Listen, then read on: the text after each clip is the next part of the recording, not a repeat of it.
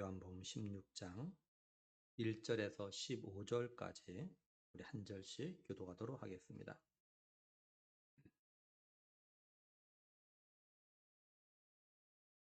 요한복음 16장 1절에서 15절, 제가 먼저 1절을 읽겠습니다.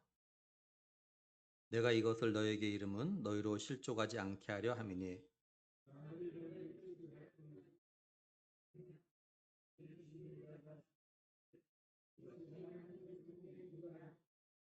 그들이 이런 일을 할 것은 아버지와 나를 알지 못함이라.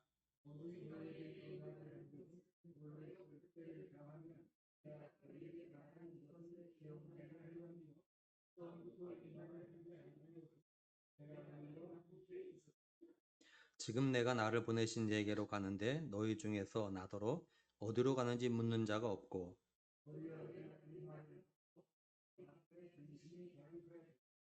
그러나 내가 너희에게 실상을 말하노니 내가 떠나가는 것이 너희에게 유익이라. 내가 떠나가지 아니하면 보혜사가 너희에게로 오시지 아니할 것이요 가면 내가 그를 너희에게로 보내리니.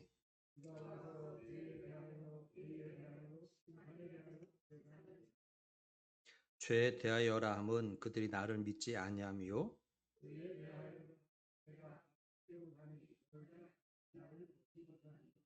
심판에 대하여라 함은 이 세상 임금이 심판을 받았음이라.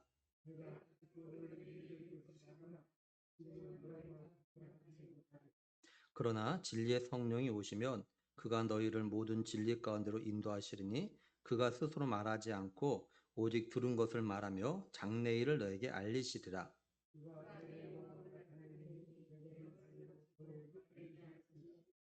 같이 보겠습니다. 무릇 아버지께 있는 것은 다 내 것이라. 그러므로 내가 말하기를 그가 내 것을 가지고 너희에게 알리시라 하였노라. 아멘.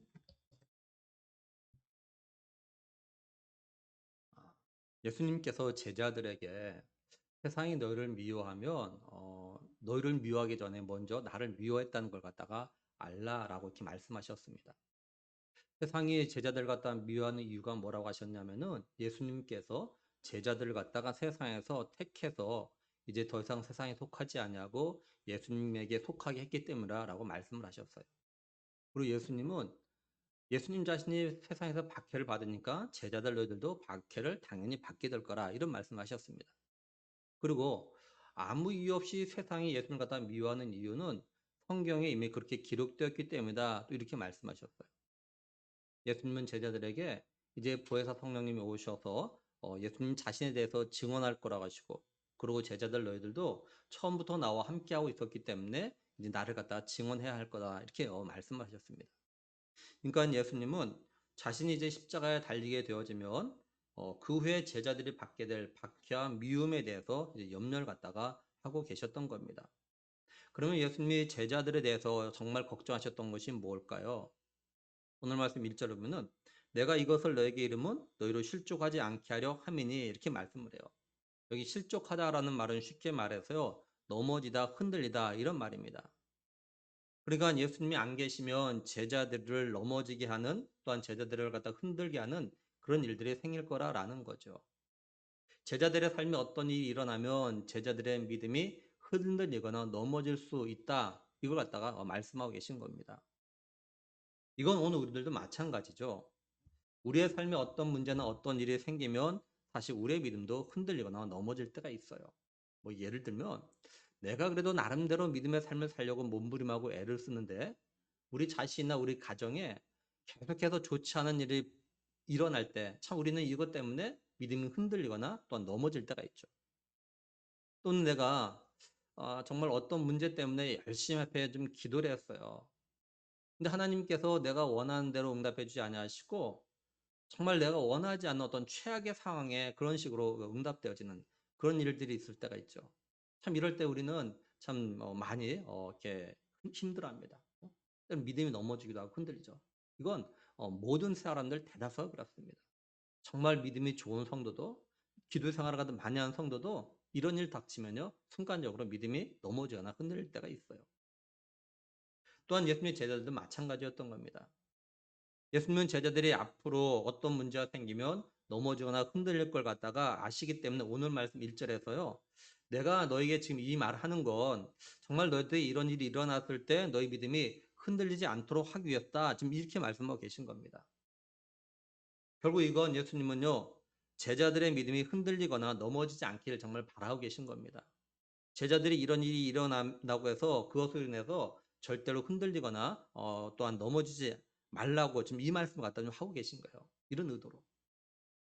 예수님은 그러시면서 제자들이 이제 실족할 만한 일이 뭔지 두 가지 예를 들어서 이제 말씀을 하셔요.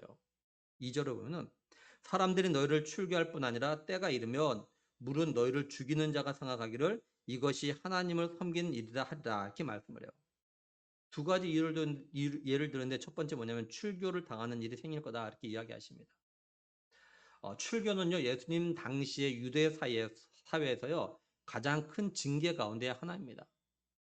당시 유대인들에게 있어서 출교는 이제 유대 공동체에서 함께 생활할 수 없는 그렇게 되기 때문에 죽음과 같은 그런 것이 이게 출교예요. 쉽게 말해서 유대 공동체에서 쫓겨나는 겁니다.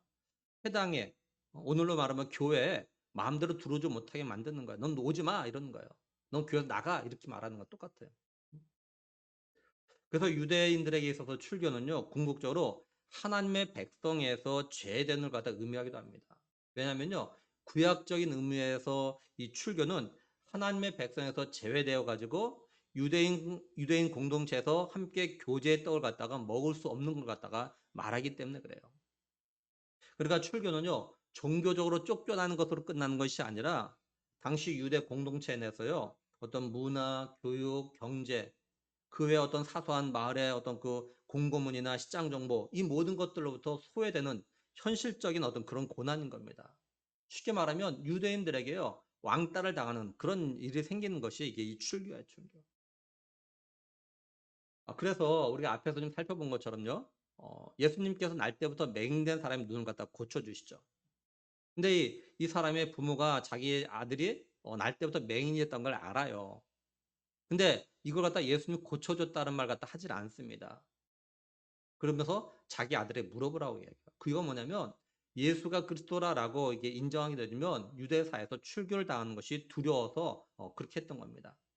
그리고 요한복음 12장 42절 보면요. 그러나 관리 중에 그를 믿는 자가 많되 바리새인들 때문에 드러나게 말하지 못하니 이는 출교를 당할까 두려워함이라 이렇게 말씀을 해요. 사실 유대 종교 지도자들은요, 이제 기독교 세력이 막 이렇게 급성장하니까 어떡하냐면요, 유대 기독교인을 갖다가 회당에서 정말 쫓아냈습니다. 그리고 이제 주 90년경에는요, 유대인 랍비 가말리엘 2세가요, 기독교를 갖다 이단으로 정죄하기까지 했어요. 그러니까 이 출교가 이제 유대인들에게는요, 굉장히 두려운 겁니다. 죽음 같은 선거예요. 두 번째 뭐냐면 사람들이 예수님을 갖다 믿는다라고 너희를 갖다 죽이는 일이 벌어질 거라고 하는 것입니다. 근데 사람들이 이런 일을 하는 게 하나님을 열심히 섬기는 거라고 생각하면서 예수님 믿는 사람을 갖다 죽일 거라라고 이렇게 예수님께서 말씀을 하셔요. 대표적인 예를 들면 스데반 집사가 죽음을 당하죠. 그리고 이렇게 생각하는 사람, 이렇게 예수 믿는 사람을 갖다 박해하거나 죽이는 일이 하나님께 열심히 한 거라고 생각하는 대표적인 사람이 누구냐면 바울입니다. 바울이 담에서서 예수님을 만나고 예수님을 갖다 전하는 삶을 갖다 살기 시작하죠. 근데 이 바울이 이제 복음을 전하는 가운데서 자신이 예수님 갖다 믿기 전에 어떠했는지 간증을 할 때 이렇게 이야기합니다. 사도행전 26장 9절에 보면요. 나도 나사렛 예수의 이름을 대적하여 많은 일을 행하여야 될 줄 스스로 생각하고 그리고 사도행전 22장 3절에 오늘 너희 모든 사람처럼 하나님께 대하여 열심히 있는 자라. 바울은요 자신이 예수 만나게 돼 이랬다는 겁니다. 또 디모데전서 1장 13절에 내가 전에는 비방자요 박해자요 폭행자였으나 그리고 빌립보 3장 6절에는 열심으로는 교회를 박해하고 이렇게 말씀을 해요. 그러니까 바울이 그랬어요. 예수 믿는 사람 갖다 잡아서 옥에 가두고 또한 사형 죽이는 것 갖다 옳다고 주장했 이렇게 찬성했던 건 이게 하나님의 일을 열심히 하는 거 이렇게 생각을 했던 겁니다. 예수님이 염려하시고 말씀하신 대로 예수님이 십자가 죽으셨다가 부활하시고 하나님께로 돌아가신 이후에 제자들에게 사도들에게 성도들에게 이런 일이 일어나죠. 사도행전 8장 보면요. 이 상황을 갖다 잘 알 수 있습니다. 예수님은요, 유대인들이 이런 일을 갖다 하는 이유가 그럼 뭐라고 하셨냐? 3절로는 그들이 이런 일을 할 것은 아버지와 나를 알지 못함이라 이렇게 말씀을 해요. 예수님은 유대인들이 하나님과 예수님을 갖다 알지 못하기 때문에 예수 믿는 것 때문에 출교시키거나 또는 예수 믿는 사람을 갖다 죽이는 일을 갖다 할 거라 이렇게 말씀을 하셔요. 근데 이거에 대해서요, 이미 요한복음 15장 21절에서요. 그러나 사람들이 내 이름으로 말미암아 이 모든 일을 너에게 하리니 이는 나를 보내신 이를 알지 못함이라 이렇게 말씀하셨어요. 근데 또다시 이 말씀을 하고 계신 겁니다. 이 말을 갖다 반대로 말하면 어떻게 됐습니까? 유대인들이 하나님과 예수님이 누군지 알았다면 이처럼 예수 믿는 사람들 갖다 출교시키거나 죽이지는 않았을 거라는 거죠. 다시 말해서 유대인들이 하나님과 예수님이 하나라는 거, 그리고 하나님이 약속대로 보내신 분이 바로 예수님 자신이라는 걸 갖다 알았다면 이런 일은 하지 않았을 거라는 겁니다. 한마디로 유대인들이 몰라서 이렇게 한 거라고 하시는 거죠. 우리가 이걸 오늘 우리에게 어떻게 적용해서 생각해 볼 수 있을까요? 우리도요, 진실로 하나님을 인격적으로 만나고 예수님 나의 죄를 위해서 십자가에 못 박혀 죽으시고 또한 그것으로 인해서 내 죄가 사함을 받았다는 것을 갖다 믿는다면 예수님을 갖다가 우리 자신의 구원자로 믿고 영접을 한다라는 거죠. 반대로 말하면 이런 경험이 없기 때문에 예수님 갖다 자신의 구원자로 믿고 영접하지 않는다라는 겁니다. 우리가 예수님을 갖다 인격적으로 만나게 되어지면요, 이제는 더 이상 세상 편에 속하지 않고 예수님 편에 속한 삶을 살아갑니다. 이제는 더 이상 세상적인 가치관과 관점을 가지고 살아가지 아니하고 하나님 중심, 성경 중심적인 가치관과 관점을 가지고 살아가요. 이제는 더 이상 돈이나 명예나 또는 그 성공 같은 것을 갖다가 주인 삼지 않냐고 예수님을 갖다가 자신의 삶의 주인으로 모시고 살아가게 됩니다. 이제는 더 이상 나를 위하여 삶을 살아가지 않냐고 예수님과 하나님 나라에서 살아가게 되어져요. 그리고 이제는 더 이상 이 땅에 소망을 두지 않냐고 하나님 나라에 소망을 두고 살아가게 되어집니다. 그리고 이제는 더 이상 이 땅에 보물을 쌓는 삶을 갖다가 살지 않냐고 하늘에 보물을 쌓는 그런 삶을 갖다가 살아가게 돼요. 그리고 이제는 더 이상 이 세대를 갖다 본받지 않냐고 정말 마음을 새롭게 하고 변화를 받아서 하나님의 선하시고 기뻐하시고 온전한 뜻이 무엇인지 분별하는 삶을 살아가려고 노력하게 되어지는 겁니다. 한마디로 우리가 예수님 갖다 인격적으로 만나서 자신의 주인으로 구원자로 모시게 되어지면 예수 그리스도 안에서 새로운 피조물이 되어지는 것이에요. 반대로 말하면 어떻게 되겠습니까? 우리가 예수님을 인격적으로 만나지 못하게 되면 예수님을 자신의 삶의 주인으로 구원자로 모시고 살 수 없다라는 거예요. 그러니까 한번 우리 자신들에게 좀 물어봐야죠. 나는 하나님과 예수님에 대해서 얼마나 알고 있나? 나는 하나님을 인격적으로 만나고 예수님이 나의 구원자 되시고 또한 주인 되심을 갖다가 믿고 영접하고 모시고 살아가고 있는가? 나는 교회 나온 지 또 예수님 믿음으로 얼마나 변했고 또 어떻게 변했는가? 나는 예수님을 갖다 인격적으로 만난 뒤에 지금까지 내 삶의 주인 삼았던 걸 갖다가 얼마나 많이 내려놓았는가? 한번 우리 각자의 질문 던져봐요. 그럼 만약에 내가 아직 이런 삶을 갖다 살지 못하고 있는 게 솔직하게 내가 하나님을 갖다 인격적으로 만나지 못해서 또한 예수님을 갖다가 나의 구원자로 주인으로 모시지 않고 아직도 여전히 세상적인 걸 내 주인으로 삼고 살아가고 있어서 그런 건 아닌지, 그리고 내가 이런 삶을 사는 것에 대해서 그것에 별로 심각하게 생각하지 않고 있는 건 아닌지, 우리가 이걸 갖다 좀 심각하게 생각해야, 그죠? 내가 아직도 세상적인 걸 갖다가 주인 삼고 아직도 세상적인 것을 갖다가 따라가고 있고 막 이렇게 살아가는 것에 대해서 좀 내가 심각하게 생각해야, 그죠? 그래야 내가 좀 하나님 갖다 인격적으로 만나기를 갖다 사모하게 되고 하나님 갖다 만나기 위해서 하나님 갖다 알기 위해서 스스로가 성경 읽고 설교를 들을 때도 귀를 기울여 듣게 되는 거예요. 또한 우리가 예수님이 나의 구원자 되심을 갖다 믿고 싶어야 이 문제를 가지고 기도하게 되고 또 그럴 때 예수님께서 내 마음을 두드리실 때 마음은 문을 열고 예수님 갖다 믿고 영접하게 되어지는 거죠. 결국 우리가 하나님 말씀대로 살지 못하거나 살지 않는 것, 또한 예수님 갖다 온전히 자신의 삶의 주인으로 또한 구원자로 모시지 못하는 것은 누구의 책임이 아니라 우리 자신들이 예수님을 갖다가 하나님 갖다 알고 싶은 마음이 없고 또는 알지 못하기 때문이라는 거예요. 좀 바라는 거는 우리 교회에서 신앙생활하는 모든 분들은 이런 죄된 삶을 갖다 살지 않기 위해서라도요. 하나님을 갖다 인격적으로 만나고 또한 예수님을 갖다가 자신의 구원자로 또한 주인으로 모실 수 있기를 사모하는 마음으로 말씀을 좀 읽고 들음으로 인해서 하나님과 예수님을 갖다가 더욱더 깊이 알아가는 그런 은혜를 경험하기를 간절히 축원합니다. 이제 예수님은요 제자들에게 왜 이런 말씀을 하시는지에 대해서 뭐라고 하시냐? 4절을 보면요. 오직 너에게 이 말을 한 것은 너희로 그때를 당하면 내가 너에게 말한 이것을 기억나게 하려 함이요. 처음부터 이 말을 하지 아니한 것은 내가 너희와 함께 있었음이라 이렇게 말씀을 해요. 그래서 실제로요. 예수님의 제자들은요. 예수님이 죽으셨다가 부활하시고 또한 승천하신 다음에요.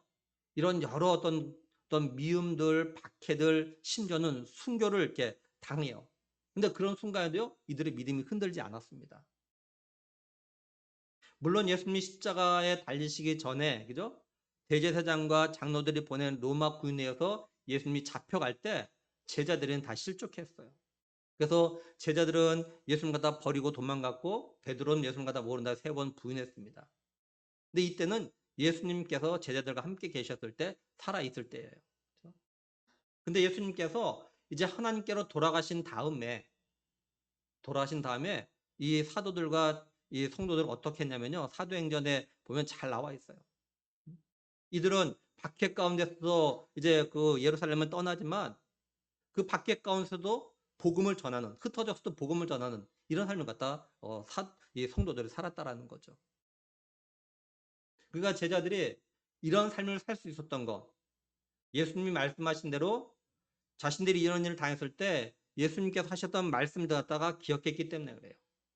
또 한 가지 이유는 예수님께서 보내주신 보혜사 성령님께서 제자들과 함께 하시면서 예수님이 하셨던 이런 말씀들 갖다가 생각나게 하셨기 때문에 제자들이 정말로 미움과 박해를 당했을 때 오히려 넘어지지 않냐고 더 힘있게 복음을 전하는 그런 사람으로 살아갔던 거죠.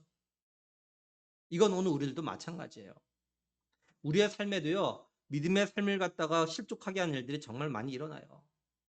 우리의 믿음과 마음을 갖다가 흔들어댄 일들이 계속해서 사실 일어납니다. 우리를 넘어지게 하는 일들, 우리를 갖다가 시험 들게 하는 일들이 계속 일어나요. 이건 예외자가 없습니다. 믿음이 좋다고 기도 많이 한다고 안 일어나는 것이 아니에요. 따라서 오늘 우리들도요. 이 말씀 갖다 꼭 기억해야 됩니다. 내가 믿음의 삶을 살아가려고 무던히 애를 쓰지만 내 믿음을 갖다가 흔들려고 또 내 믿음을 갖다가 넘어지게 하는 일들이 내 삶에서 계속 일어난다라는 것을 갖다가 우리가 좀 기억을 해야 돼요. 내가 믿음 생활을 열심히 해도 기도 생활을 갖다가 어떤 봉사와 헌신 생활을 갖다가 열심히 살아도 이런 일이 일어난다라는 것을 갖다가 우리가 잊지 말아야 됩니다. 말씀드린 대로 사도행전에서 보면요. 초대 예루살렘 교회 성도들과 사도들은요. 우리보다 더 열심히 했었고요. 더 힘있게 주의를 갖다 감당했습니다. 하지만 우리보다 더 많은 어려움을 겪었고 박해를 받았다는 걸 갖다 꼭 기억을 해야 돼요. 믿음의 삶을 갖다 안 살았기 때문에 박해를 받은 것이 아니라 어떤 면에서는요. 믿음대로 삶을 살았기 때문에 더 박해를 받았다라는 거죠. 그러니까 우리가 믿음의 삶을 살아가는데 어려움이 올 수 있다는 걸 갖다 기억해야 내 자신이나 가정에 어려움이 왔을 때 이런 걸로 인해서 넘어지지 않고 흔들리지 않게 되어지는 것입니다. 우리가 넘어진 이유 가운데 하나 뭐냐면 내가 열심히 했는데 내가 남들 믿음의 삶을 사는데 왜 이런 일이 생기는 거야 이럴 때 이것 때문에 넘어지는 거예요. 내가 한다고 했는데 왜 내 가정에 나에게 이런 일이 생기는 거야. 이러면 막 넘어져요. 막. 그러니까 내가 아무리 믿음의 삶을 열심히 살아도 아니 어쩌면 열심히 살았기 때문에 더 내 믿음을 갖다 흔들리는 일들이 더 많이 일어난다라는 걸 갖다 늘 기억을 해야 돼요. 그러면 이런 일로 인해서 그렇게 넘어지지 않아요.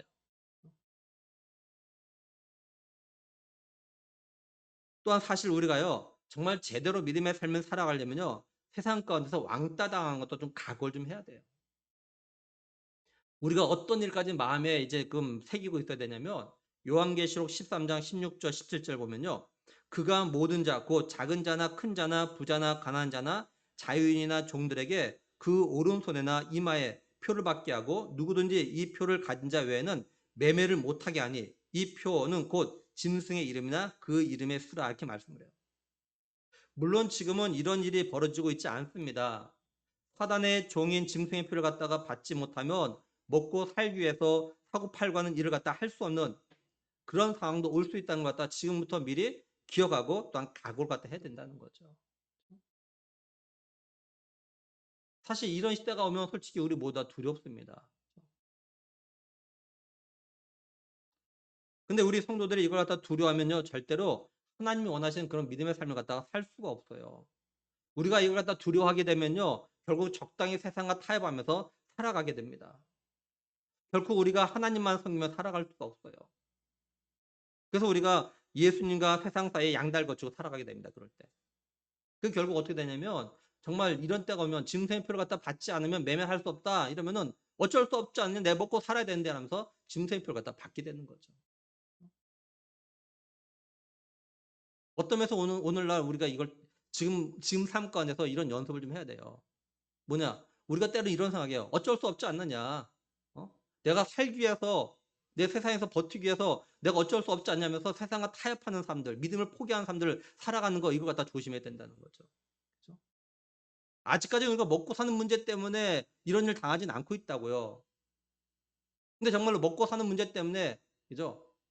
이런 일이 생길 때는 만약에 지금 이 상황 속에서 자꾸 세상과 타협하면서 적당히 살아가면 정말 짐승의 표를 갖다 받지 못하면 매매를 할 수 없는 이런 상황이 되면요. 어쩌면 대다수의 사람들이 다 할 거예요. 막 표를 받을 거예요. 먹고 살아야 된다고 내가. 그렇죠?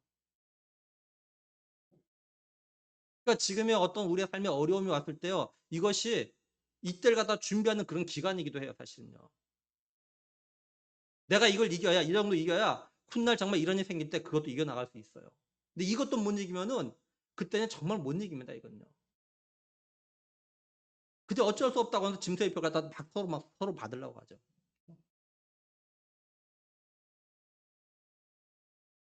엘리야 시대 이스라엘 백성들 어떻게 했습니까? 자신이 살기 위해서 하나님과 바알을 갖다가 겸해서 섬겼다고요. 그래서 엘리야가 둘 중에 하나 선택해라. 하나님이냐 바알이냐. 근데 어느 누가 대답을 하지 않아요. 이스라엘 백성들이. 머뭇머뭇해. 양다리 걸치고 있어요. 그러니까 평안함이 없는 거야. 믿음 생활 한다고 하면서도 마음에 평안함이 없어요. 기쁨이 없어요. 늘 갈등하는 거예요.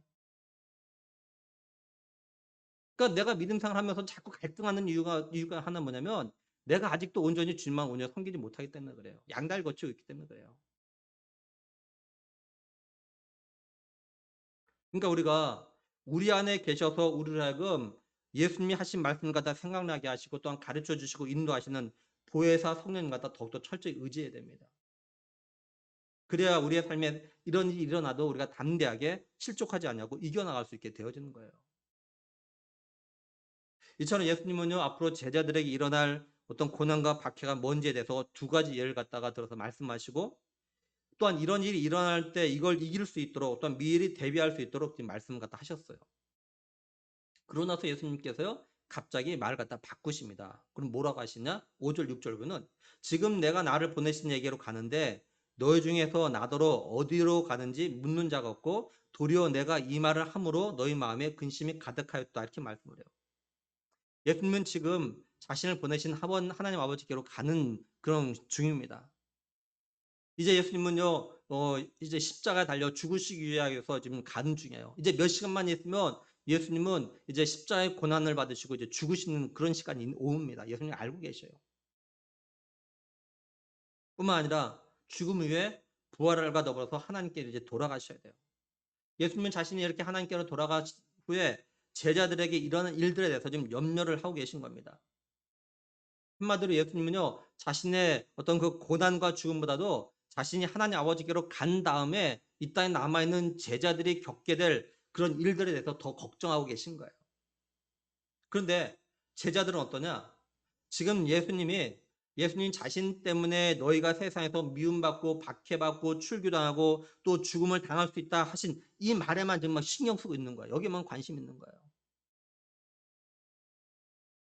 그래서 이제 제자들은요, 예수님이 나를 보내신 이에게로 간다라고 말씀하셔도 예수님한테 어디로 가시냐고 거기가 어디냐고 묻는 제자가 하나도 없었다는 겁니다. 그리고 예수님이 제자들에게 이런 박해, 죽음 또는 출교 이런 말씀을 하신다고 이것 때문에 좀 마음에 근심이 가득하고 있다라는 것이에요. 예수님이 이런 제자의 모습들 보시고 좀 마음에 서운한 마음 같다 이렇게 좀 표현하고 계신 거예요. 근데 예수님께서는요, 몇 시간 전에도 뭐라고 하셨냐면요, 요한복음 14장 28절로는 내가 갔다가 너희에게 온다 하는 말을 너희가 들었나니 나를 사랑하였더라면 내가 아버지께로 감을 기뻐하였으리라 이렇게 말씀을 하셨다고요. 예수님이 말씀하신 것도 예수님이 아버지께로 돌아간다고 하니까 제자들의 마음에 막 너무 근심과 걱정이 가득한 걸 갖다가 아시고 이렇게 하신 거예요. 그리고 이 말씀 속에서도요, 예수님의 서운함이 깃들어 있는 겁니다. 왜냐면 제자들이 제자들이 예수님 갖다 사랑한다면 예수님이 아버지께로 간다라고 할 때 이거 갖다 기뻐했어야 되는 거예요. 예수님이 기뻐하길 기대했어요. 근데 제자들은 예수님이 아버지께로 간다니까 이것 때문에 더 근심하고 걱정하고 그랬던 거예요.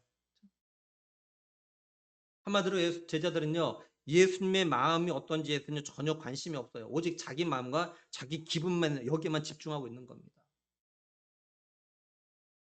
예수님이 받으실 고난과 죽음보다는 자신들이 겪게 될 어떤 박해나 출교 등에 더 막 신경 쓰고 있는 거예요.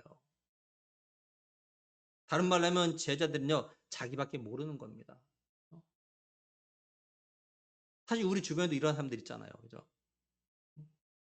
내가 겪을 어려움만 생각해. 다른 사람이 힘들어할 거 이거 생각도 않고 막 내가 겪을 것만 생각합니다. 근데 오늘 우리들이 이럴 수 있다는 거예요. 오늘날 많은 그리스도인들이요, 예수님의 사랑과 십자가의 은혜를 갖다 안다고 말은 하지만 예수님의 마음과 기분은요 별로 생각하지 않아요. 오직 내 기분과 내 감정과 내 마음만 생각합니다. 자신들의 예수님이 원하시는 삶을 갖다 살지 못할 때, 또 자신들이 하나님 말씀에 불순종의 삶을 살 때 하나님의 마음과 기분이 어떨 거라는 건 전혀 생각하지 않아요. 지금 내가 그걸 할 기분이 아니야. 지금 내가 그걸 할 형편이 아니야. 이러면서 자기 자신만 생각하는 거죠. 그렇죠? 하나님 말씀대로 이렇게 살면 살아. 그러면 지금 내가 그럴 형편이 아니야. 그렇죠? 이러면서 안 살아요. 이렇게. 한번 곰곰이 생각해봐요. 요즘 내가 예수님의 마음을 갖다가 서운하게 하고 있는 건 없는가? 하나님께서 내가 하나님 앞에서 하는 행동들 또는 하나님께서 내 마음과 생각 갖다 보시고 혹시 서운해 하시지 않을까? 찬송가 311장 1절 가사를 보면요. 내 너를 위하여 몸 버려 피 흘려 내 죄를 속하여 살 길을 주었다. 널 위해 몸 주건만 너 무엇 주느냐?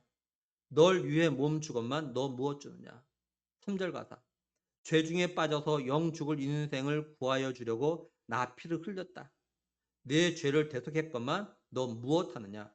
내 죄를 대속했건만 너 무엇 하느냐? 이렇게 되어 있어요. 예수님께서 오늘 나에게, 나에게 이렇게 물으시면, 응? 널 위해 내 몸을 줬는데 너 나 뭐 줄래? 응? 내가 내 죄를 대속했는데 너 무엇 하고 있느냐? 이렇게 우리에게 물으면 여러분 뭐라고 대답하시겠습니까? 우리가 예수님의 이런 물음에 제대로 대답 못하면 또는 예수님이 기대하시는 대답을 못하면 예수님이 서운해하시겠죠.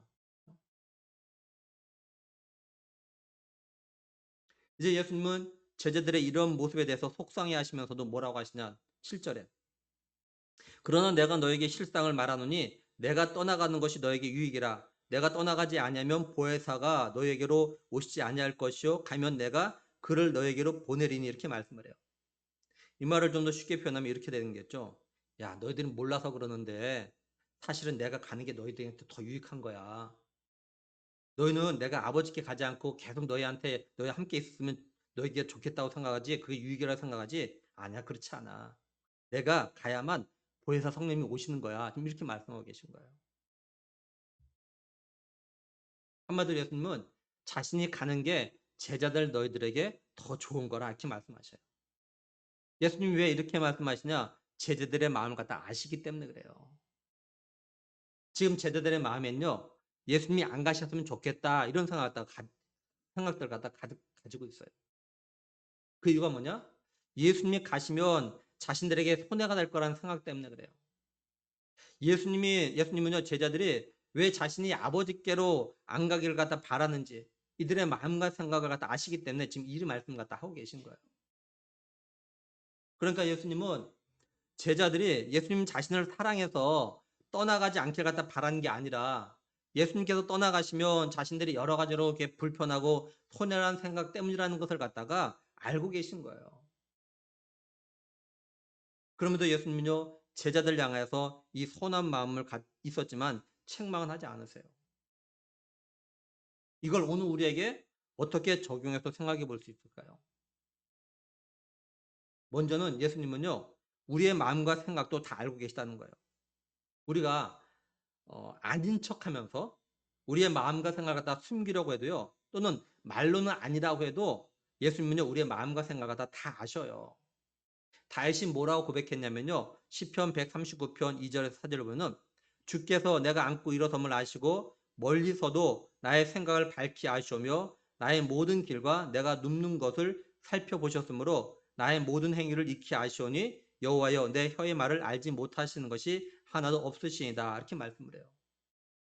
예수님은 제자들의 마음과 생각이 어떤지 아심에도 책망보다는 어떤 게 더 유익한 건지에 대해서 설명을 하셨어요. 이런 것처럼 우리의 마음과 생각이 때로는요, 너무도 이기적이라 할지라도 우리가 이기적일 수밖에 없는 그런 상황과 형편에 대해서요, 이해하실 때도 있다는 것이에요. 그리고 뭐가 또 어떤 상황이 우리에게 더 유익한지 이걸 갖다 깨닫게 또 하시기도 해요. 예를 들어서 우리가 어떤 개인적인 욕심을 가지고 뭔가를 달라고 이렇게 기도해요. 하나님께서 그 기도를 들어보시고 그걸 갖다 들어주는 것보다 안 들어주는 게 더 낫겠다라고 유익하다고 판단하실 때가 있어요. 그럼 하나님은요, 그 기도한 걸 갖다 그대로 들어주지 않으셔요. 근데 대신에 어떻게 하시느냐? 왜 그걸 갖다 하나님께 안 들어주셨는지, 또 정말로 그걸 갖다 들어주게 되면 그걸 갖다 가지게 되어지면 오히려 우리에게 어떤 안 좋은 일이 생길 건지 스스로 갖다 깨닫게 하셔요. 물론 우리가 기도한 대로 안 되면 그 당시에 속상하고 낙심되죠.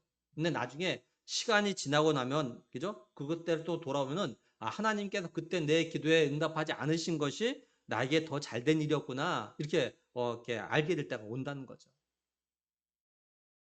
하나님은요, 우리의 마음과 생각을 갖다 다 아시기에 우리가 뭔가를 갖다 요구할 때 또는 우리가 아닌 것처럼 또는 그 당시에는 정말 이것만 잘 되면 내가 믿음 생활 갖다 잘할 거라고 생각하고 기도하지만 오히려 우리가 그것 때문에 믿음 생활 갖다가 더 못할 것 같다고 판단되시면요, 우리가 구한 대로 안 주십니다. 또 진짜 마음은 그것이 아니라 나 자신을 갖다 위한 거라고 아실 때는요, 또한 요구한 대로 안 주셔요. 뭐 쉽게 표현하면 화장실 들어갈 때 마음과 나올 때 마음이 다를 거라고 아시면 하나님께서는 그때 응답하지 않으시는 거예요. 하나님은 내가 기도한 걸 갖다가 들어주신 게 정말 나에게 유익한 건지, 그죠? 정말 나에게 유익할 때만 또한 들어주셔요. 우리도 그렇잖아요.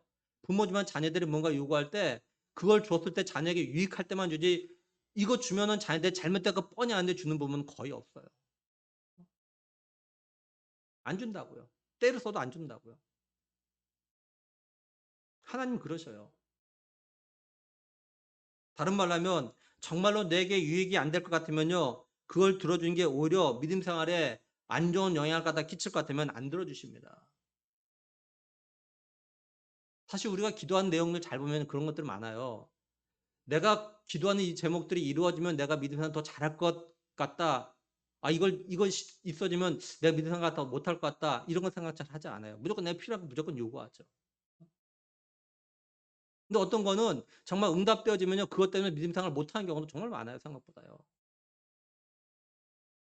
우리 내가 갖고 싶어서, 얻고 싶어서 막 달라고 막 하는데요, 정말 줘버리면요, 그것 때문에 믿음 생활 안 하는 경우 많습니다.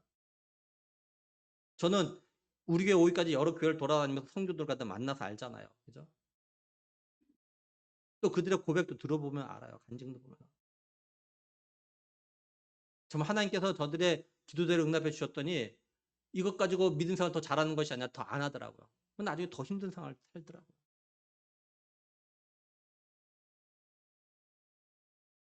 지금 여러분들 삶 잘 보세요.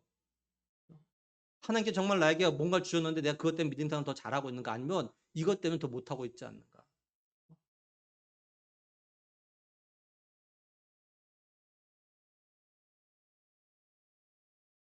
우리가 이걸 믿어야 그죠? 하나님은 정말 나에게 유익한 것만 좋은 것만 주신 분이라고 이걸 믿어야 내가 기도했을 때 내가 원하는 대로 안 되어도 실망하지 않게 되는 겁니다. 아, 내가 원하는 것이 있어서 하나님께 내가 들어주시면 내가 이것 때문에 믿음 하나님 보시기 믿음 생활 제대로 못하겠어서 하나님께 안 들어줬구나. 이렇게 생각하면 실망하지 않는 거죠. 그죠? 우리 예수님은요. 우리의 더 나은 유익을 위해서 보혜사 성령을 갖다 보내주셨다고요. 그러니까 우리가 보혜사 성령님을 갖다 더욱더 의지하고 도움을 받으면 우리가 지금보다 영육간에 더 유익한 삶을 갖다가 살아갈 수 있습니다. 우리가 성령님을 의지하면서 기도할 때요. 내가 내 욕심이나 또한 내 이기적인 마음을 가지고 기도하지 않게 됩니다. 또는 내게 유익된 게 뭔지를 갖다 알고 그걸 위해서 기도하게 돼요. 로마서 8장 27절 보면요. 성령이 하나님의 뜻대로 성도를 위하여 간구하심이라 이렇게 말씀을 해요. 그러니까 성령님은요. 하나님의 뜻이 뭔지를 갖다 아십니다. 성령님은요. 하나님께서 나를 향하여 가지고 계신 계획이 뭔지를 아셔요. 뜻이 뭔지를 아셔요. 성령님은요. 하나님이 내게 뭘 원하고 기대하시는지 이걸 갖다 알고 계십니다. 성령님은요. 나에게 어떤 일이 생겼을 때 이 일이 왜 내게 생겼는지 또 하나님께서 왜 이 일을 갖다 내게 허락하셨는지 성령님은 알고 계십니다. 그게 우리가 성령님을 갖다 의지하고 도움을 구하면요. 하나님의 뜻을 갖다 알게 되어지고 우리가 그것을 갖다 이루기 위해서 그걸 갖다 우리의 기도의 제목으로 삼게 되고 그 기도할 때 그것이 응답되어지는 것이에요. 그러니까 우리가 성령님 갖다 의지해야 돼요. 예수님은 이제 보혜사 성령이신 진리 성령님이 오셔서 하실 일, 그죠? 성령님이 하실 세상과 관련된 일이 뭔지 그 사역에 대해서 이제 말씀을 하십니다. 8절에는 그가 와서 죄에 대하여 의에 대하여 심판에 대하여 세상을 책망하시라 이렇게 말씀을 해요. 성령님이 세상과 관련해서 하실 사역을 한마디로 말하면 책망하신 일입니다. 이 책망하다라고 해석된 헬라 단어가 어떤 뜻을 가지고 있냐면요. 잘못된 행위를 갖다 폭로하다. 잘못된 걸 바로잡다. 고소하다. 이런 뜻을 갖다 가지고 있어요. 그래서 다른 번역본들은요. 어떻게 번역을 해놨냐면 잘못된 생각을 꾸짖어 바로잡아주다. 이렇게 번역해놨어요. 잘못된 생각을 꾸짖어 바로잡아주다. 그러니까 성령님께서는요. 세상과 관련된 하신 사역이 뭐냐면 세상의 잘못된 생각을 갖다가 꾸짖어가지고 바로잡아주는 일을 갖다 하시는 거예요. 8절을 갖다 메시지는 이렇게 번역했어요. 그분이 오셔서 죄와 의와 심판에 대해 하나님을 모르는 세상의 관점이 잘못되었다는 것을 드러내실 것이다. 이렇게 번역했습니다. 우리가 이런 번역본들 통해서 생각할 수 있는 건 뭐냐면 세상의 잘못된 생각이 뭐냐? 바로 하나님을 모름으로 내서 오는 관점이라는 겁니다. 사람들이 하나님을 모르면요. 당연히 잘못된 생각을 갖게 되고 잘못된 판단을 갖다 하게 되어집니다. 왜냐하면 모든 진리의 기준이 하나님이시기 때문에 그래요. 근데 이건 세상만 그런 건 아니죠. 오늘 우리 성도들도 청년들도요. 하나님에 대해서 잘 모르면 잘못된 생각과 잘못된 판단을 갖다가 얼마든지 하게 됩니다.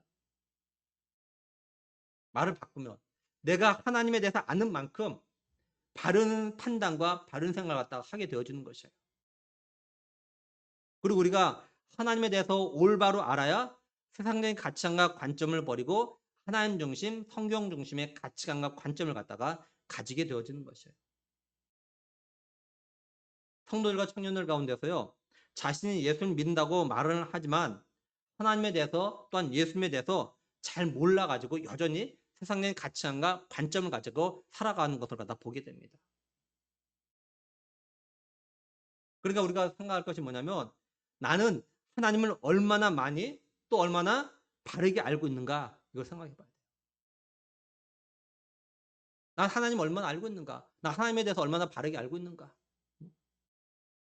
또한 내가 하나님을 알기 위해서 어떤 노력들을 갖다 얼마나 하고 있는가? 우리가 하나님을 아는 첫 번째 방법이고 가장 중요하고 가장 기본이 뭐냐면요. 성경 읽는 겁니다. 성경 읽는 거예요. 여러분들은 성경 얼마나 읽고 계십니까? 여러분들은 매일 성경 얼마나 읽고 계십니까? 여러분들은 일주일에 성경 얼마나 읽고 계십니까? 한 달에 얼마나 읽고 계시고 1년에 성경 얼마나 읽고 계십니까? 정말로 예수님 갖다 믿는 성도와 청년이라면요. 최소한 매년 성경 일독은 해야 돼요. 우리가 성경 일독을 했다고 하나님에 대해서 올바로 전부 다 알 수 있는 건 아닙니다. 그래서 우리가 매년 일독을 갖다 해야 되는 거예요. 성경도 안 읽으면서 하나님에 대해서 어떻게 올바로 알 수 있겠어요. 설교도 일주일에 겨우 주일날 한 번 들으면서 어떻게 하나님에 대해서 올바로 알 수 있겠습니까?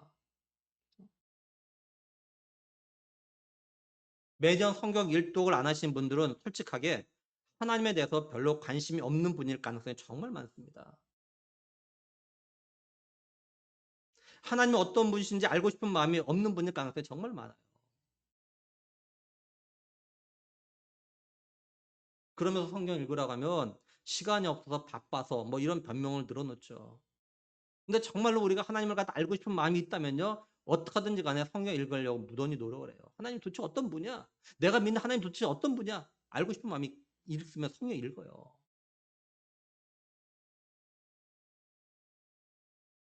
결국 이런 변명이나 핑계를 대신 분들은요. 아직도 세상적인 가치관과 관점을 가지고 살아가시는 분들입니다.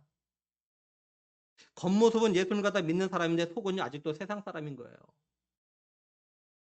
그리고 성경을 안 읽으니까 하나님 모르니까 하나님에 대해서 잘 모르니까 이 세대를 갖다 본받고 변화되지 않는 겁니다.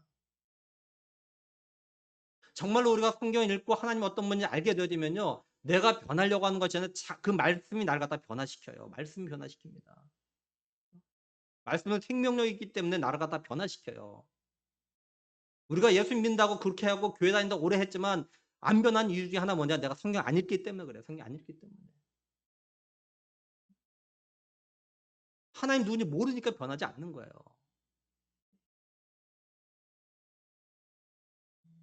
진실로 예수를 갖다 믿는 사람으로서 하나님 주신 성경 중심의 가치관을 갖다가 관점을 갖다 갖고 싶다면 성경 읽고 성경을 통해서 하나님 어떤 분을 갖다가 알아가려고 하셔야 됩니다. 그러면 정말로 가치관과 관점이 그냥 변해요. 내가 변해야지 해서 변하는 것이 아니라 정말로 하나님을 알게 되어지면 그냥 변해요. 변해.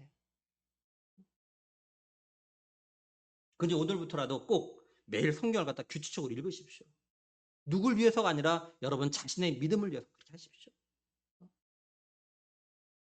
그리고 성경 읽기 전에 성령의 도우심을 구하십시오.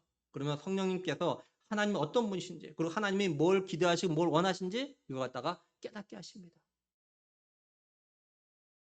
그런 성령께서 세상과 관련해서 책망의 사역을 하시는데 좀 더 구체적으로 어떤 사역을 갖다 하신다고 말씀합니까? 9절에 보면요. 죄 대열함은 그들이 나를 믿지 아니하며 이렇게 말씀을 해요.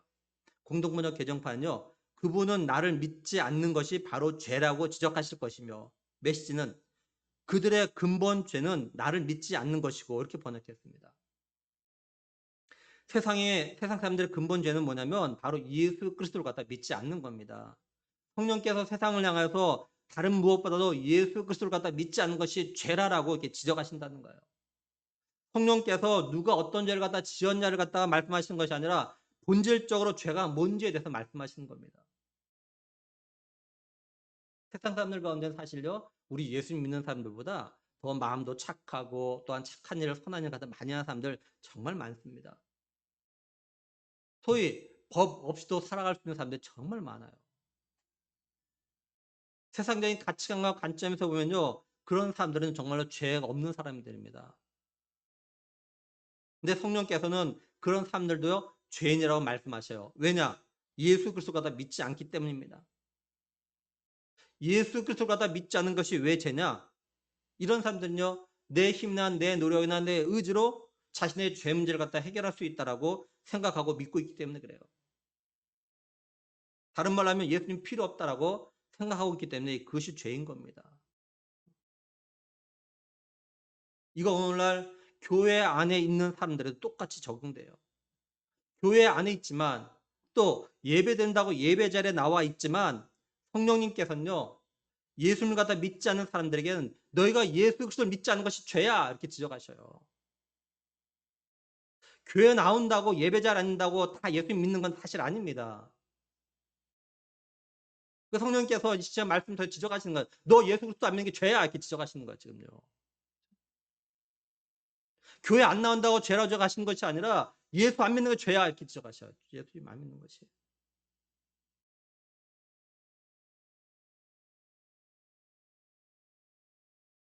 이게 우리 모든 사람들이 가지고 있는 근본적인 죄입니다. 그러니까 우리들이 예수 그리스도를 믿어야 근본적인 죄 문제가 해결돼요. 죄의 싹이 죽음이라고 했으니까 예수를 믿으면 이 죽음의 문제도 해결되는 거죠.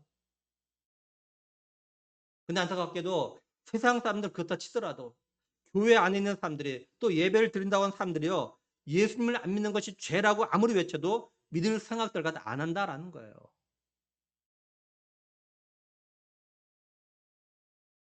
자신이 예수님을 갖다 믿는지 안 믿는지 여기에 대해서 별로 관심들이 없어요. 다른 말로 하면 죽어서 천국 가든 지옥 가든 별로 관심이 없다는 겁니다. 이걸 또 다른 말로 하면 예수님이 다시 오신다는 것 갖다가 믿지 않는다는 거예요. 부활을 갖다 믿지 않는다는 겁니다. 진실로 예수님이 다시 오신다는 걸 믿는다면, 부활을 믿는다면, 지옥과 천국이 있다는 걸 믿는다면 자신이 예수님을 갖다 믿고 안 믿고 믿는지 안 믿는지에 대해서 관심을 가지고 고민하고 이거에 대해서 기도할 겁니다. 내가 정말 예수를 믿고 있는가 지금? 내가 예수를 믿고 있는 거 맞는가? 자기에게 질문 던지고 고민하는 거예요. 이거 가지고 기도하는 거예요. 정말 자기가. 오늘 이 예배자리에 앉아있는 여러분들 자신들의 스스로 여러분들이 질문하고 대답해 보세요. 진지하게. 나는 예수님 같은 진실로 믿고 있는가? 나는 진실로 예수님이 나의 죄를 위해서 십자에서 피 흘려 죽으심을 갖다 정말 믿고 있는가? 나는 예수님이 나의 구원자 되심을 갖다 믿는가? 바라기는 예수님이 나의 죄를 위해서 죽으시고 부활하셔서 내 죄를 갖다 사해 주셨다는 걸 믿고 예수님을 갖다가 자신의 구원자로 믿고 영접할 수 있기를 주님의 이름으로 간절히 축원합니다. 다음 10절을 보면요. 의의 대열함은 내가 아버지께로 가니 너희가 나를 다시 보지 못하는 것이요. 이렇게 말씀을 해요. 공동번역 개정판은 내가 아버지께로 돌아가고 너희가 나를 보지 못하게 된다는 것이 하나님의 정의를 나타내는 것이라고 가르칠 것이고 이렇게 번역했습니다. 무슨 말이냐면 성령께서 이제 예수님께서 하나님께로 가는 게 바로 하나님의 의를 갖다가 나타내는 거라는 걸 알려주신다는 거예요. 그러면 예수님이 하나님께로 가는 게 아버지께로 가는 게 어떻게 하나님의 의를 갖다 나타내는 걸까요? 예수님이 하나님 아버지께로 간다는 건 예수님이 하나님께서 자신을 갖다 이 땅에 보내신 목적을 갖다가 이루신다는 것 갖다 말씀하는 겁니다. 하나님께서 예수님 갖다 보내신 건 자기 백성을 갖다 그들에 대해서 구원하기 위해서 보내셨죠. 예수님이 이 구원을 갖다 이루시기 위해서 십자가에서 죽으시는 겁니다. 그리고 부활하시고 하나님께로 돌아가시는 거죠. 그러니까 예수님이 하나님 뜻을 갖다 다 이루시고 하나님께 가기 위해서 십자가에서 죽으시고 부활하시는 게 예수님 자신의 죄 때문이 아니라 바로 그게 하나님의 의를 갖다가 나타나기 위해서라라는 거예요. 성령께서 이걸 갖다 알려주신다는 겁니다. 다음으로 11절 보면 심판의 대열함은 이 세상 임금이 심판을 받았습니다. 이렇게 말씀을 해요. 현대인의 성경은요. 심판의 대하여라 한 것은 이 세상 임금인 사탄이 이미 심판을 받았기 때문이다. 이렇게 번역했습니다. 그러니까 여기서 말하는 세상 임금은요. 사탄을 말하는 거예요. 성령께서는 사단이 이미 심판을 갖다가 받았다고 가르쳐 주셔요. 우리가 잘 아는 대로 창세기 3장 15절에 내가 너로 여자와 원수가 되게 하고 내 후손도 여자의 후손과 원수가 되게 하리니 여자의 후손은 내 머리를 상하게 할 것이요 너는 그의 발꿈치를 상하게 할 것이니라 하시고 이렇게 말씀하죠. 그러니까 하나님은요 이미 이때 사탄을 갖다 심판하신 겁니다. 따라서 사단이 이미 심판받았어요. 그래서 요한복음 16장 33절에서 예수님께서 이렇게 말씀하신 거예요. 세상에서 너희가 환난을 당하나 담대하라. 내가 세상을 이겼노라. 이미 세상의 통치자, 세상의 권세 잡은 자는 심판을 받았습니다. 예수님이 이기신 거예요. 이걸 갖다 성령께서 우리에게 가르쳐 주신다는 거예요. 그러니까 우리가 성령의 도우심을 받으면 이런 깨달음이 생기는 겁니다.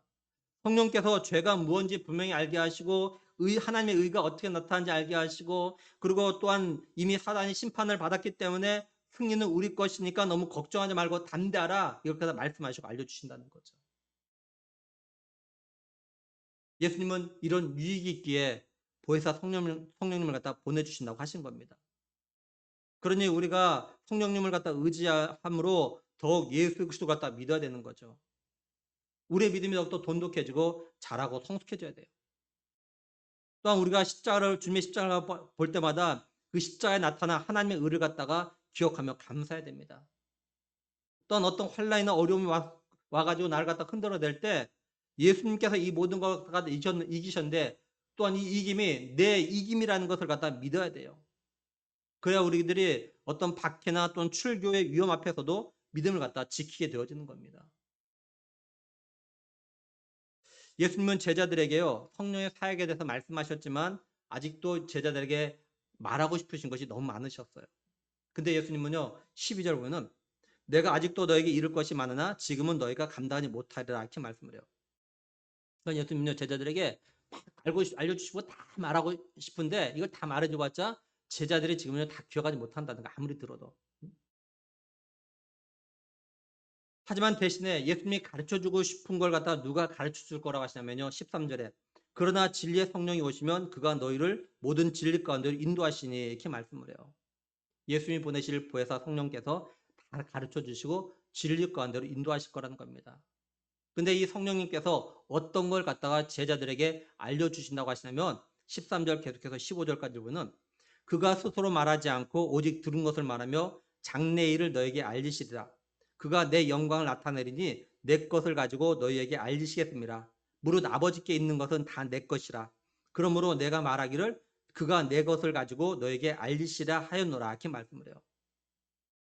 예수님은 성령님이 스스로 말하지 않고 성령님도요. 자신이 들은 걸 갖다 알려주신데 뭐에 대해서 또한 누구에게 들은 걸 갖다 알려주신다고 하냐면 바로 예수님 자신이 말한 것만 알려주신다는 거예요. 예수님이 이런 말씀을 갖다 제자들에게 하시는 건 뭐냐면 예수님이 지금 다 알려주지 않아도 때가 되면 성령님께서 하나씩 하나씩 알려줄 거니까 걱정하지 말라라고 하시는 거예요. 이건 오늘 우리에게도 그대로 적용돼요. 우리 안에 계신 성령님께서요. 한꺼번에 다 알려주지 않으시고 우리에게 어떤 일이 생겼을 때 또 우리가 물어볼 때마다 하나씩 하나씩 알려주셔요. 그러니까 우리가 성령님과 교제를 갖다 얼마나 많이 하는지 또 얼마나 자주 하냐에 따라서 우리가 예수님에 대해서 그리고 우리가 예수님을 갖다가 믿는 사람으로서 어떤 삶을 갖다가 살아야 하는가 이걸 갖다 더 많이 또한 더 깊게 알게 되어지는 거죠. 한마디로 믿음의 삶을 통해서 얻게 된 유익을 갖다 얼마나 누리냐 하는 건요 전적으로 우리에게 달려 있다는 겁니다. 우리가 얼마나 성령님을 갖다 의지하고 도움을 구하고 묻느냐에 따라서 달라지는 거예요. 그러니까 매일 매 순간 성령님과 교제하십시오. 성경을 읽을 때 내 믿음의 눈을 갖다 열어서 깨닫게 달라고 또 기도할 때도 기도에 집중하고 믿음의 귀가 열려서 하나님의 음성을 갖다 들을 수 있게 달라고 또 내가 감당해야 되는 일들을 할 때도 성령님께서 내게 지혜와 능력을 주셔서 잘 감당해 가지고 하나님의 능력을 나타낼 수 있게 해달라고 성령의 도우심을 갖다 구하세요. 그러면 성령님께서 도와주셔요. 이런 은혜를 갖다 경험하게 하십니다. 그리고 성령님은요 인격적이십니다. 그래서 우리가 도와달라고 손을 펴야 그때 도와주시는 거예요. 이거 꼭 기억하셔야 됩니다. 내가 도와달라고 하지 않으면 성령님은 가만히 계셔요. 그러니까 정말로 내가 성령의 도우심 받고 싶으면 구하십시오. 성령 의지하십시오. 도와주십시오 하고. 이제 말씀을 정리하면 예수님은 제자들이 받게 될 박해로 인해서 실족하지 않길 원하셨어요. 그래서 출교나 죽임당하는 그런 일을 벌어질 수 있음을 갖다가 미리 알려주시고 정말 이런 일을 당할 때 이런 일로 인해서 믿음이 흔들리지 않고 넘어지지 않도록 하셨습니다. 그리고 예수님은 자신이 떠나가야만 보혜사 진리의 성령님이 오시고 그것이 제자들에게 유익하다라고 말씀하셔요. 그리고 성령님이 오셔서 하시는 그 사역은 죄에 대해서, 의에 대해서, 그리고 심판에 대해서 세상을 갖다 책망할 거라고 하십니다. 예수님은 이외에도 많은 걸 갖다 가르쳐 주고 싶으셨지만 제자들이 잊어버릴 걸 갖다 아시고 성령께서 나중에 다 알려주실 거라고 이렇게 말씀하셨어요. 그러니 오늘 우리들이 예수님이 가시면서 보내주신 보혜사 진리의 성령님이 우리 안에 계시니까 성령님의 도움을 받아서 믿음의 삶을 갖다가 살아가야 한다는 거죠. 성령님은 우리를 갖다가 모든 진리 가운데 인도하십니다. 성령님은 우리를 갖다 하나님 나라까지도 인도해 주실 거예요. 그러므로 바라기는 예수님이 나를 위해서 죽기만 하신 것이 아니라 나를 위해서 보혜사 진리의 성령님을 갖다 보내주심에 대해서 감사하는 우리가 되길 정말 원합니다. 그리고 우리가 보혜사 성령님을 갖다 더욱더 의지하고 도움을 구하고 보혜사 성령님과 충분한 교제를 통해서 예수님이 우리에게 원하시는 모든 진리의 길 또한 믿음의 길을 따라가는 그런 믿음의 삶을 살아가는 우리 모두가 되기를 주님의 이름으로 간절히 축원합니다. 기도하시겠습니다. 하나님 아버지 감사합니다. 우리에게 구원의 은혜를 베푸셨고 또 우리에게 성령님을 보내주셔서 우리를 하여금 모든 진리의 길로 걸어갈 수 있도록 또한 인도를 받을 수 있게 하심을 감사함을 드립니다. 하나님 아버지 우리가 성령의 인도하심 따라서 하나님이 원하시는 그런 삶 살아갈 수 있게 하시고 성령의 도우심을 받아서 하나님이 어떤 분이신지 하나님이 오늘 내게 뭘 기대하고 원하신지 하나님 더 풍성히 알아가는 그래서 믿음의 삶의 재미를 기쁨을 누릴 수 있는 우리의 믿음의 삶 될 수 있도록 은혜 베푸실 간절히 원하옵고 우리 주 예수 그리스도의 이름으로 기도드리옵나이다. 아멘. 찬송가 191장 드리겠습니다.